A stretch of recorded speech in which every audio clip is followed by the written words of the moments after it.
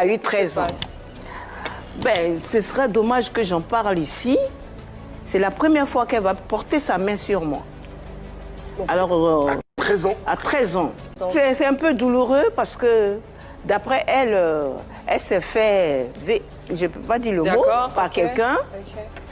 Et cette personne, j'ai voulu le mettre devant ses faits accomplis. Et cette personne m'a dit que non, c'était consentant, parce que c'est elle qui poursuivait la personne. Et après, pour ça, elle m'a porté main en plein ma courrie et j'ai laissé. Elle m'a porté main, ça m'a fait mal, déchirer tous mes trucs. Mais. Excusez-moi, mais honnêtement, j'ai un peu de mal à suivre les choses. Une enfant déjà à 13 ans. Oui. Qui dit à sa maman, justement, voilà. C'est à ça que je voulais en venir. Voilà. Les adolescents, excusez-moi, ils n'ont pas la mesure de la logique. Quand on est adolescent, on est un peu fou. Voilà. Donc quand votre enfant vient vous voir, pour vous dire qu'elle a été abusée, et que la personne en face, qui est un adulte, vous dit qu'elle était consentante. Non. Je suis choquée de ne pas vous voir choquée. Et soyez choqués parce que moi, j'ai déposé plainte contre cette personne. Oui. Et cette personne, c'est un artiste, d'ici d'ailleurs. Et je à 13 ans, on nous a convoqués. Pourquoi vous, en tant que maman, vous ne la corrigez pas ou... Parce qu'une maman à 13 ans... Non, nous sommes en France et là-bas, on ne frappe pas les enfants. Cette personne que j'ai voulu faire arrêter est venue m'expliquer les choses, avait voulu même prendre sa scolarité en charge, etc., etc. Non, il n'était pas question de ça. Et elle m'en a voulu, après, s'est retournée contre moi, parce que d'après elle, c'était son premier homme. Donc, il y a eu des problèmes. Et puis, ça a commencé par là. J'ai laissé faire, j'aurais pas dû. J'ai laissé. Et ça a commencé à continuer. Et ça s'est amplifié quand j'ai accepté. Quand mon ami et frère, M. Joseph Andiou, que je salue, a accepté de la prendre sur la RTI pour être chroniqueuse. Elle y entre grâce à vous? Voilà, elle entre grâce à mon ami Joseph Andiou. Je peux permettre qu'on regarde un extrait pour revenir un peu au sujet. Voilà. Alors, plutôt que de t'enfuir. Alors, ma chère Eunice, tu sais, moi, j'ai grandi très tôt. Je dansais avec ma maman, j'avais déjà 7 ans. D'accord? Je connais le milieu du showbiz comme ma poche. Ok. Il n'y a pas un enfant sur Terre, en tout cas je ne connais pas les autres, qui a essayé d'aider ses parents. Sauf que c'est un... Aider, je ne parle pas sur le plan financier, je parle de ce que par rapport à ta question. Bien sûr. Je connais l'histoire de ma mère, je sais ce qu'elle a vécu. Il y a 2 types de personnes sur Terre.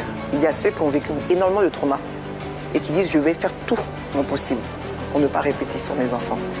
Et il y a le type de personnes qui disent, parce qu'ils ont une nature peut-être égoïste ou bien centrée sur eux, qui disent j'ai vécu ça, alors tu dois vivre ça. Sinon, comment vous expliquer qu'il y a des... Tout le monde n'a pas des relations bizarres ou bien conflictuelles avec leurs parents. Il y a des... Pourquoi ça arrive? Che Guevara vient de le dire. Il dit qu'on est dans un système évolutif. Il a raison. Pourquoi maman, à la nuit aujourd'hui, booste son fils? Est-ce que vous avez déjà entendu cette femme venir sur les réseaux ou parler en mal de son enfant? Est-ce que vous avez déjà entendu cette femme dénigrer même son enfant? Jamais. Elle a su se mettre... À un moment, elle s'est dit qu'elle a fait sa carrière, enfin je pense, et que maintenant c'est Che Guevara qui est devant. Et s'il gagne, elle gagnera. Donc tu estimes que ce n'est pas à toi de lui apporter un quelconque soutien? J'estime que j'ai trop fait. Gossip Béréchaud. Non, je te réponds, j'estime que j'ai trop fait. J'ai trop essayé, je me suis heurté à un mur et ça a commencé à impacter moi-même ma vie de femme et ma vie de mère. Ce que les téléspectateurs ne le savent pas, je plante un peu le décor pour certains. Aujourd'hui, les relations entre Cassandra et sa maman sont pas au beau fixe. Et Cassandra, dans cet extrait vidéo-là, estime à un moment donné que sa maman ne l'a pas suffisamment soutenue, que ce n'était pas à elle de faire la démarche contraire. Comment tu réagis à cela? D'abord, je remercie Eunice parce qu'il y a une question qu'elle a posée qui m'a touchée. Mais Cassandra rencontre du n'importe quoi. Des fois, quand elle parle de moi, j'ai comme l'impression qu'elle parle de quelqu'un d'autre. C'est bien dommage. C'est une fille qui est restée dans ma maison, chez moi, pendant 24 ans. À la faveur de la venue de son premier fils, qui est né dans ma maison, l'université l'a logée parce qu'elle venait d'avoir son bac, qu'elle a d'ailleurs passé 2 fois. Parce que j'ai voulu qu'elle passe son bac. La première fois, elle ne voulait pas passer le bac. Elle a échoué. Je lui ai dit de reprendre, parce qu'en France, quand tu as le bac, les portes sont ouvertes. À la limite, la directrice même du lycée était tellement contente, mais dis donc, madame, il vous reste seulement qu'à prendre le bic pour faire les cours de vos filles. Cassandra est un enfant difficile. Ce que je voudrais demander, et je demande pardon aux téléspectateurs, je voudrais ouvrir un petit pan.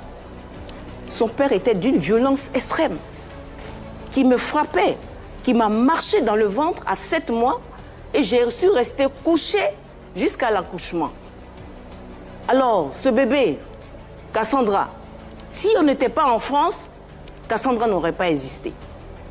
Cassandra luttait contre la mort. Pendant 1 mois, je n'ai pas vu mon enfant. Elle était en couveuse. Il y a des témoins. La chanteuse Adélise. Pendant 1 mois, je ne l'ai pas vue. Le jour où on me l'a présentée, la phrase que l'infirmière m'a dite, votre fille s'est battue. Elle voulait vivre.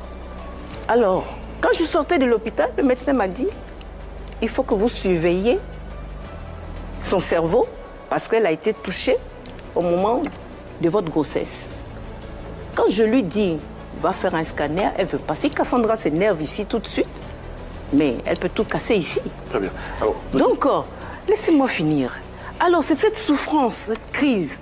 Figurez-vous quelqu'un qui vit avec sa propre fille, comme une ermite, pendant 25 ans. Je n'ai pas le droit de recevoir qui que ce soit chez moi. Avec mon fils, qui a 43 ans aujourd'hui, qui a des séquelles, du traumatisme que son père nous a créé. Une mère handicapée, 6 fers dans chaque pied. Quand on me touche, quand je m'énerve, mes pieds s'enflent, je ne marche plus. Cassandra m'a traumatisée comme son père.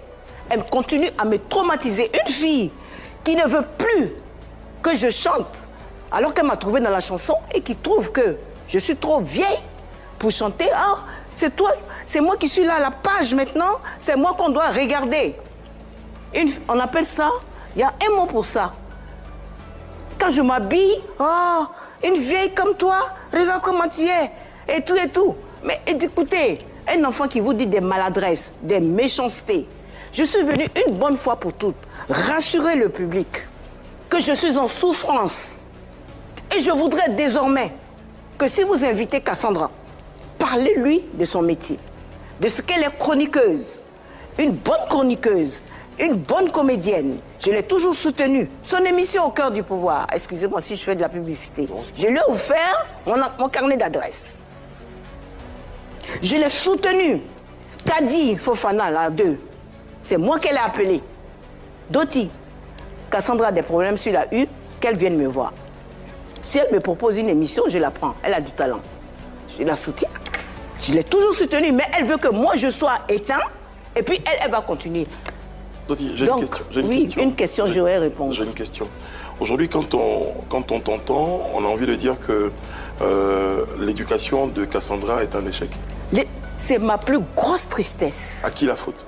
Mais à sa faute personnelle, parce que je l'adore. Mais non, vous avez la responsabilité de son éducation. Non, mais je l'ai éduqué, c'est moi qui l'ai éduqué. Son père était absent. Tout ce que Cassandra a fait, c'est moi qui l'ai mis à l'école, c'est moi qui ai tout payé, c'est moi qui ai tout fait. Vous savez comment je gâte mes enfants? Je suis venue encore ici avec sa nounou, celle qui l'a aidée quand je ne marchais pas. Je suis venue avec sa dernière servante, qu'elle ne payait pas et que je paye derrière. Je soutiens les enfants, elle ne sait même pas. Je fais des choses. Il y a des gens qui peuvent témoigner. Quand quelqu'un se lève à 6h30 du matin de chez elle pour venir frapper sa mère, parce que j'ai simplement dit à une interview, on m'a dit, Doti, quel âge tu as? J'ai dit mon âge. Ah, mais pour cet âge, très belle. J'ai dit oui, il faut que les jeunes me laissent tranquille. Je l'ai déjà dit ici. Pourquoi tu dis ça? Tu n'as pas honte? Elle pense qu'elle a de la tenue plus que moi. Moi qui l'ai élevée. Elle va chez les personnalités, chez les gens pour gâter mon nom. Mais chaque personnalité chez qui elle rentre, la reçoit avec bienveillance à cause de moi. Mais après, derrière, ils m'appellent pour me dire. Parce qu'ils ne peuvent pas lui faire la morale. Cassandra n'a qu'à arrêter. Moi, tout ce que je vous demande, quand elle vient sur vos antennes, laissez-moi parler, j'ai envie de parler. La dernière fois, elle vous dit qu'elle a vu un psy, mais elle ment. Elle n'a jamais vu de psy. C'est une fille qui raconte un peu. Et c'est une pas flotteuse. Ouais. Le mot est très juste, Ouais, laissez-moi ouais, parler. Je veux simplement que Cassandra me laisse tranquille, me laisse vivre. J'ai 66 ans Mais bientôt. Doti, quand vous dites- Sur 66 ans, je n'ai vécu que 20 années. Mais Doti, vous dites en même temps que Cassandra ne dit pas des choses vraies, mais dans tout ce que vous avez expliqué, il y a un vrai traumatisme que cette petite... C'est moi qui suis traumatisée.